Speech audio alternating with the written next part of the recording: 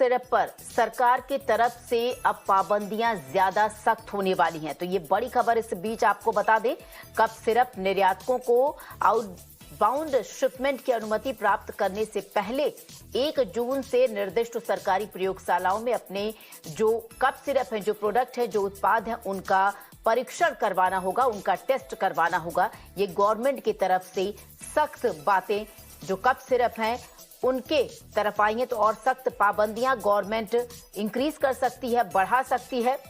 Cup syrup की quality को लेकर जिस तरीके से लगातार विवाद मचा था, उसके बीच सरकार की तरफ से ये बड़ा कदम उठाया जा सकता है। तो अब एक्सपोर्ट करने से पहले एक टेस्ट से होकर गुजरना पड़ेगा कप सिरप को।